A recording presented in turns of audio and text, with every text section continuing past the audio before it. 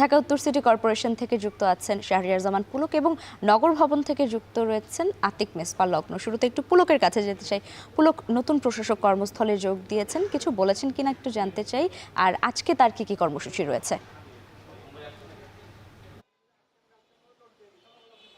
ধন্যবাদ। গত কয়েক মাস ধরেই আসলে নগরবাসী এবং রাজধানীবাসী একটি অভিযোগ ছিল যে প্রচণ্ড মশার উৎপাত রাজধানীতে বেড়ে গিয়েছে, এবং নতুন সরকার আসার পর এবং নতুন করে প্রশাসক নিয়োগ দেওয়ার পর কিন্তু মশা নিয়ে কিন্তু বেশিরভাগ দেখা যাচ্ছে যে যারা প্রশাসকরা রয়েছেন তারা অভিযানে নেমেছেন। আজকে সেই অভিযানে এসেছিলেন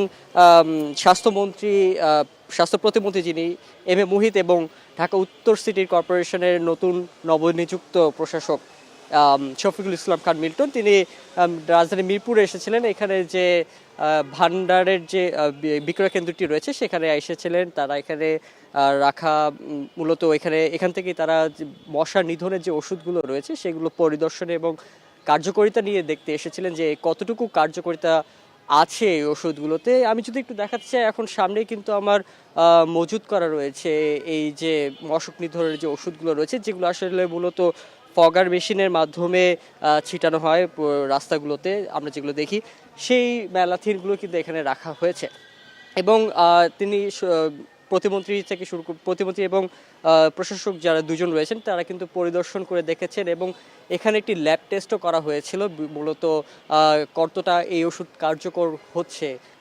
মূলত এই ওষুধটি ব্যবহার হয় ড্রেন এবং অন্যান্য যে ফাঁকা স্থানগুলো রয়েছে সেগুলোতে কিন্তু ব্যবহার করা হয়। তো এইগুলো যে মশার যে লার্ভা রয়েছে সেই লার্ভার উপরেও এই ওষুধটি প্রয়োগ করে দেখানো হয়েছে মূলত এই কতটুকু কার্যকর এই ওষুধটি। এছাড়া আজকে যে উত্তরের যে প্রশাসক তিনি আজকে এখন বর্তমানে ঢাকা উত্তর সিটি কর্পোরেশন অফিসে যোগদান করেছেন। তো এই ছিল মোটামুটি লাইবা আমার কাছে ঢাকা উত্তর সিটি কর্পোরেশনের সবশেষ।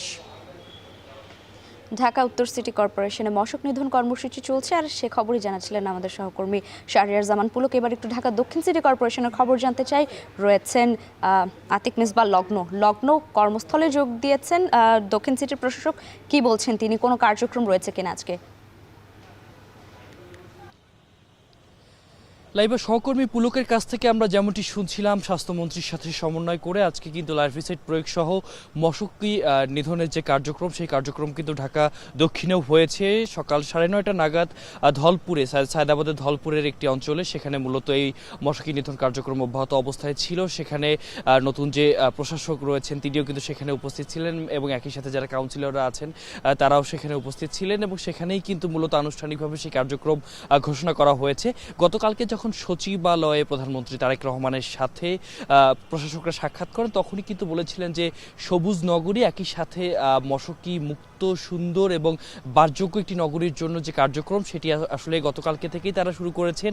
গতকালকে বিকেলে 20 মিনিটের জন্য প্রশাসক এখানে এসেছিলেন নগর ভবনে।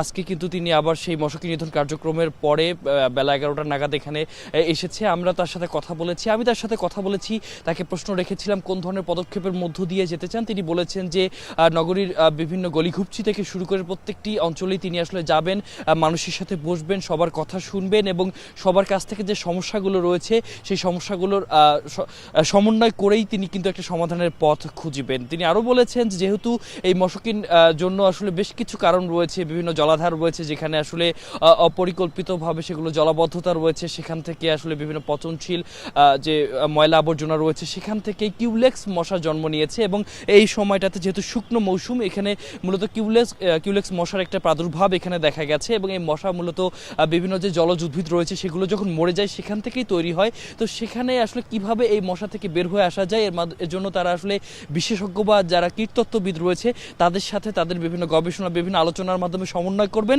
এবং এই সমন্বয়ের মাধ্যমে একটি দীর্ঘমেয়াদী পরিকল্পনার জন্য তারা কিন্তু কার্যক্রম শুরু করেছেন। আজকে তার প্রথম দিন আনুষ্ঠানিকভাবে। তো লাইভে এই ছিল আমার এখান থেকে সর্বশেষ।